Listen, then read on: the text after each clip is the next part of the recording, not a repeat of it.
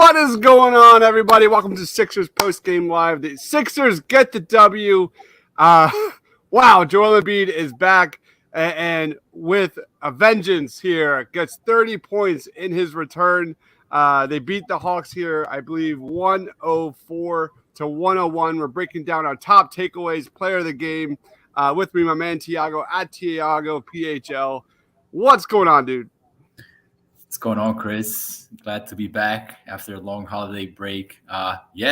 Big win tonight. Hawks are one of the top teams in the Eastern Conference, and the Sixers continue to be undermanned. And it was good to see names like Shake Milton step up. Had a good game. I thought Thibault played a phenomenal game. I thought he was one of the main reasons why the Sixers were able to come back tonight. And overall, they really closed the game out late. So it was a lot of positive signs by the Sixers. Man, they keep on rolling, man. Also joining us, my man Sean from Pick Swap Media. What's up, Sean? Yeah, gutsy win. Good overall performance. This team looks like it's starting to click a little bit. So I was very happy. Joel Embiid is back. Shake Milton keeps it up. Good stuff tonight. Got some Maxey haters in the house already. Oh my goodness. Goodness, Donovan. We're not going there. Let's jump right in because I don't know how long we got, Tiago. We got to start with Joel Hans Embiid in this one. 30 points was absolutely terrific. 2 blocks, 2 steals, 8 boards, 7 assists. The 7 assists was awesome, man. There were some passes that Embiid made, especially in that first quarter. There was a couple of back-to-back passes here. There was a pass in the fourth quarter, I believe. He has like a pump fake, and he found Shake Milton cutting to the basket. Awesome stuff. Joel Embiid, here is his shot chart. He scored the last 11 points for the Sixers in this win, including a Trae Young lob deflection with 18 seconds remaining. And the Hawks only hit 1 field goal in the final 2 minutes of this game. I'll throw it to you, Tiago. What was your take on Joel Embiid's performance? Yeah, I mean, I thought he was very sluggish early in the game. He made some very sloppy turnovers, had some easy misses. But as the game progressed, I think you started to see why Joel Embiid is a matchup nightmare. It was very nice to see the partnership with Shake Milton. I mean, it seemed to be a very easy play. They kept running that pick and pop where he sits in the half circle and takes a jumper. That play was there throughout the entire game. I'm surprised they did not run more of it. And I think, a big part of, Joel Embiid's performance is credited to Shake Milton for playing under control, being able to see the court, make the right passes, not go full hero ball. And I thought he really got in rhythm in that third quarter. Really is where I thought Joel Embiid really got in the game and kind of took the game over from there. I couldn't agree more, man. I loved what I saw in that 2-man game, pick and roll between Embiid and Shake. My numbers here, Embiid and Shake had 16 combined points and 5 combined assists in that third quarter. Love that. Love everything I saw there. What was your take, Sean, on Joel Embiid tonight?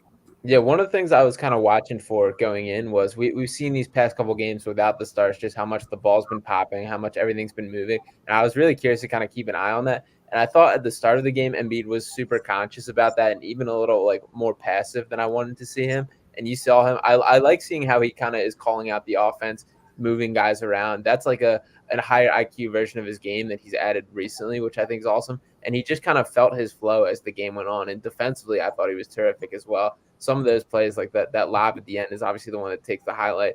The John Collins block that was called a foul, I love that as well. There's just a ton of him kind of having those two-way moments, which is what we've really been looking to see this whole season. So I thought it was a very good Embiid game. I was happy to see him take over down the stretch. Absolutely. Edge of Philly Sports, what's going on, man? Says Shake Milton keeps playing hard.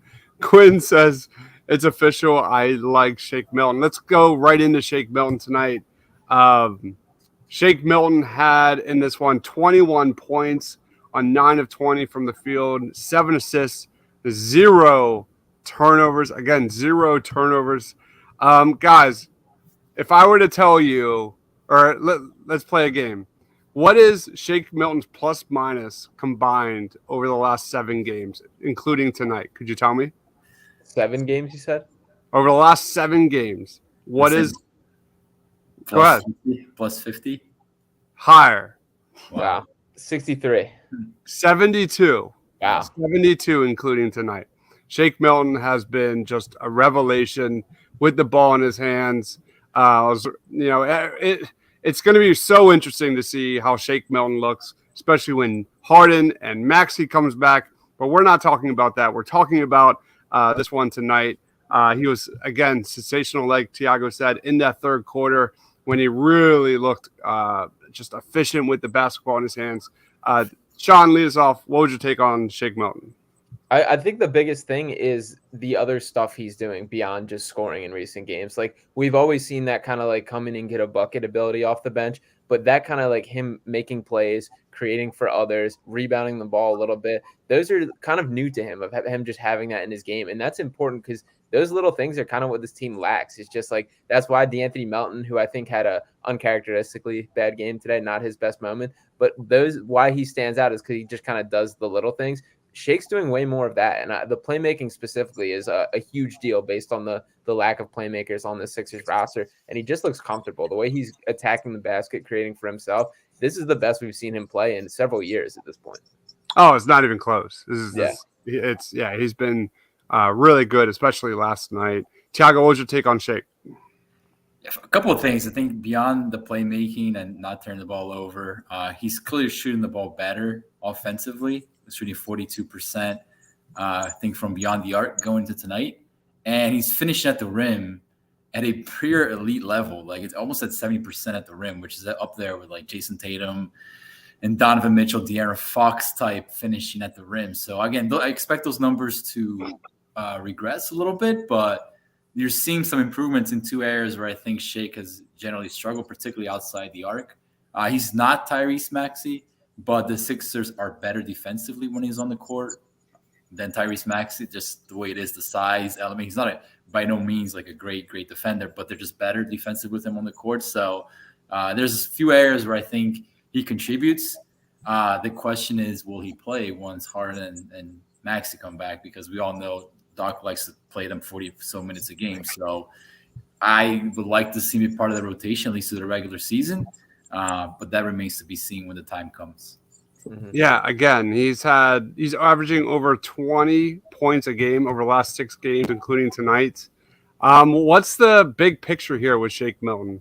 I would love to hear your guys' thoughts on this. Like, I talked about this with Zach last night after the Magic game. Like, is there a Sixers verse where you kind of like, maybe talk to Tyrese Maxey and say, maybe you're not the secondary facilitator, that's put you in a role that's more so focused on utilizing your strengths, attacking the basket, scoring, and let Shake kind of get some of those backup point guard minutes. Any thoughts on that, guys? Yeah, I have just one point on that, because you're asking what's the big picture on Shake Milton. I was looking up some numbers. The Sixers have had 698 possessions Shake Milton in the court this year. They are plus 10 point differential. That's the 92nd percentile in the NBA. I mean, wow. You're telling me there's no room for this guy on the roster right now? I would highly disagree. I think he should be absolutely part of the rotation based on what he's shown so far this year. I think if there's a take, it's that Shake Milton deserves minutes. And if you could, we better see it. Doc moves those like 38 plus minutes for James Harden to like 32 minutes moving forward. And Doc really needs to find a way to stagger some of Shake's minutes. Go ahead, Sean. Sorry. Yeah, you absolutely have to find a spot for him in the rotation, at least get him on the floor, because he just brings something. And like, we've talked all year about like the lack of ball handling, the lack of playmaking. This guy's showing it. Like, he's checking the boxes that we're asking for. So even if it's as simple as like Maxey and Harden are obviously going to get their minutes and jump right back into the starting role. But if it's even as little as like, if both those guys play like 36 minutes a game, those are 12 free minutes, and you're obviously staggering them. So you can give Shake like as much as like 24 in that scenario, and like you can get some decent production in that kind of stretch and play around with it. Like, see how he looks next to Maxey, see how he looks next to Harden, and what kind of backcourt. DeAnthony Melton obviously is in here as well. So I want to see a little bit more just creativity with these backcourt combos, see what works, and don't be as just stagnant with like the set rotation as it's been. But you absolutely have to find minutes for this guy on the court. Absolutely. Let's get into some comments before we get into Tobias Harris. We've got Collins in the house saying go Sixers. Absolutely. We have Steve asking, are you looking for any more podcasters? Message me on Twitter, man. Donovan says, huge game for B-Ball Paul. 2 points, dominant. Oh, my God. Donovan's coming in hot in this comments, man, tonight. Holy cow. Quinn says, playmaking from Shake. Absolutely agree. I did not see this. Big play Slay apparently exchanged jerseys with Joel Embiid. I didn't see that either. That's fantastic. I also saw that Sue was at the game, and I missed that too. Jordan Davis and Kobe Dean too. Oh my God, I love it. Absolutely love it. Devereaux Sports from Edge of Philly Sports. What's going on, Devereaux Sports? Thanks for joining. Ben Butler, my man, says good day, TPL. Thanks for joining. Shake is a threat. Absolutely. Hopefully this the confidence that is growing with Shake only maintains as we move forward. SexyScenarios.com.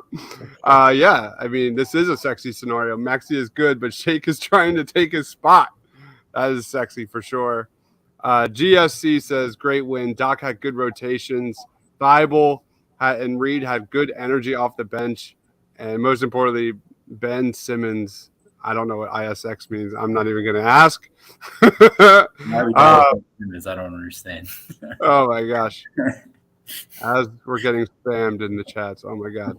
Ben says, Maxey, Harden, Melton, House Shake, and Korkmaz not enough minutes. That's the take, right, guys? Like, this bench is legit. Like, there is zero possibility that Harden, Maxey, and Embiid are on the court, and we just go back to hero ball, no ball movement, and all three of those guys are playing 38 minutes a game, right?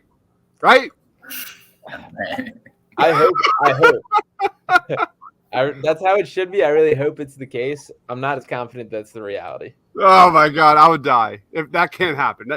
If there's anything that this stretch proved, even though they've played like a lot of lottery teams, like that just can't happen. Like Shake, like Thibault.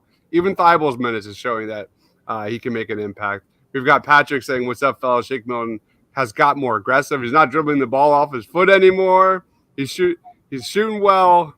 It's a brand new Shake Milton. Absolutely love it.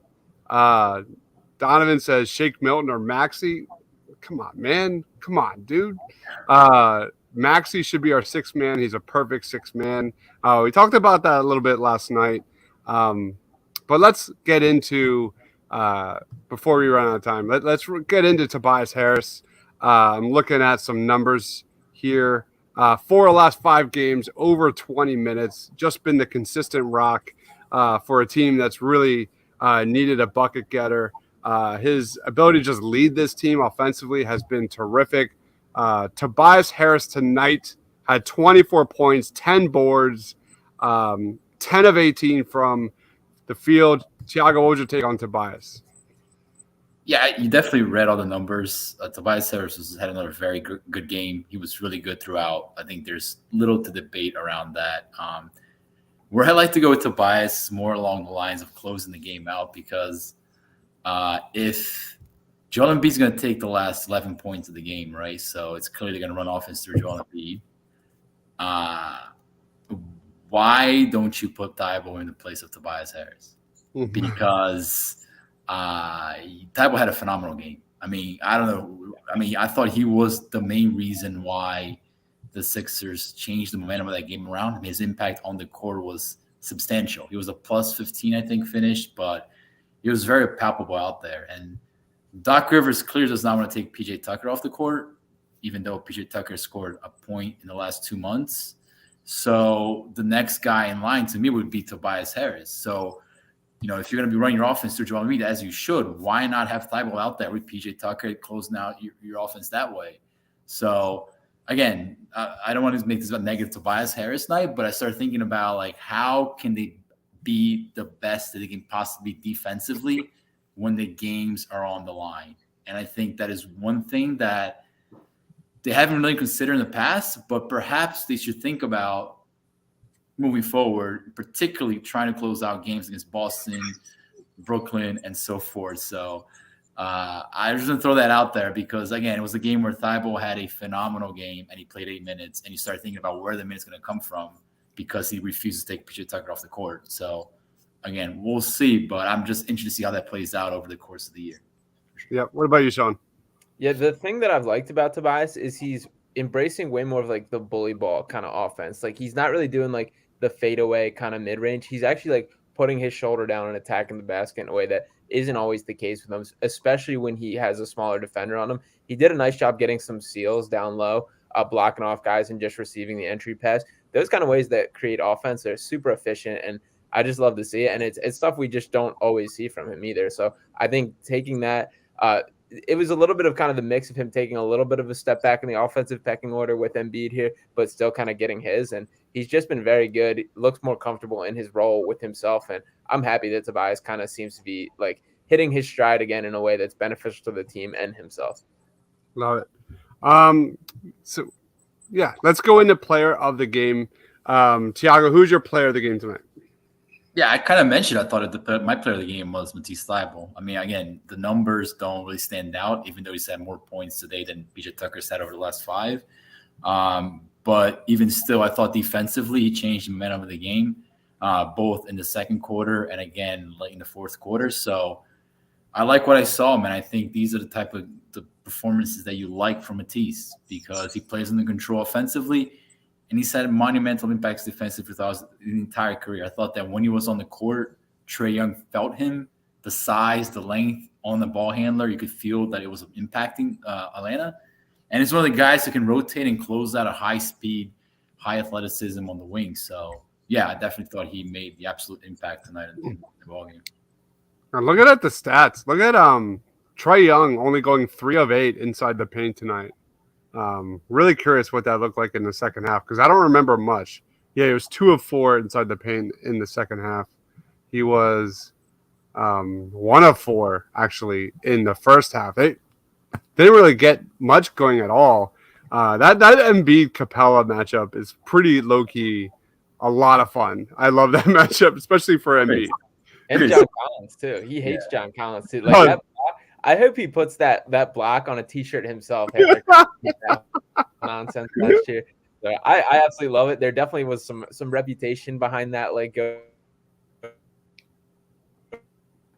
oh, do we lose Sean? Sean, come back. Oh no! Can you put up Quinn's comment up because I think there's a narrative around Thybulle and the fact that when he's on the court, his man double teams Embiid. That's just not true. That is just not true. Like, that is not true. I mean, if you watch the game, that is not true. They put Thybulle on the dunker spot. They put him out on the wing, the corner. That's just not true. And I'll go a step further. The Sixers, when Thybulle and Embiid on the court, are a plus 39 points per 100 possession. 39. Like, that is championship level output. So I understand Thybulle's not a shooter. Neither is Tucker. I understand all that, but the reality is that they are a top level team with his on the court with Embiid, both defensively and offensively. That's just like the reality. I just want to pull that out there because I hear that a lot. It's not just from Quinn, from a lot of people who just continually say that he doesn't belong on the court for that reason. It's just not true. So PJ Tucker is shooting 12 of 30 from the corners so far this year. Like what? Because that's what I think about. Like when you think about like Thybulle moving forward, especially come playoff time, will defenders respect the shot and not crowd the paint on Embiid? Sean, what's your take on that, especially PJ Tucker? So kind of to mix in both here, I kind of think the Sixers want Thybulle to take on that PJ Tucker type role and kind of like fully embrace that, which I don't. Thybulle's such like a unique guy offensively. I think we kind of want him to be more DeAnthony Melton. He's closer to PJ Tucker with that. I would like more out of Tucker in general, just kind of something, just some sort of like glance at the basket, which he really isn't even doing that. But I don't know. Doc Rivers is clearly bought in, and more so than anybody, I keep saying with Tucker is I'm purely judging based on playoffs and what he brings for that. Like if he coasts to his whole regular season, doesn't do anything, and then knocks down some big corner 3-pointers come postseason, it's okay with me. That's what it comes down to. Yeah. And I'm reserving my judgment on PJ Tucker. Sorry, Tiago. I'll give it to you in a second. I'm reserving my judgment on PJ Tucker. I know he gets a lot of hate, but I want to see a lot more sample size with James Harden on the court with that guy, especially if this ball movement kind of like new look Sixers offense sticks. According to Quinn, it will not. But Tiago, what's your take? Yeah, I do agree with Quinn there. I don't think he will.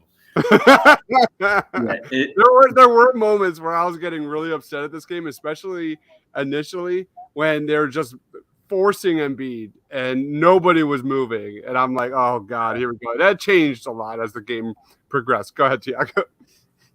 With regards to packing the paint, right? We all know how Joel likes to play. Joel likes the ball in that free throw area, the extended elbow area, and likes to sit on the ball and survey the defense and find his rhythm.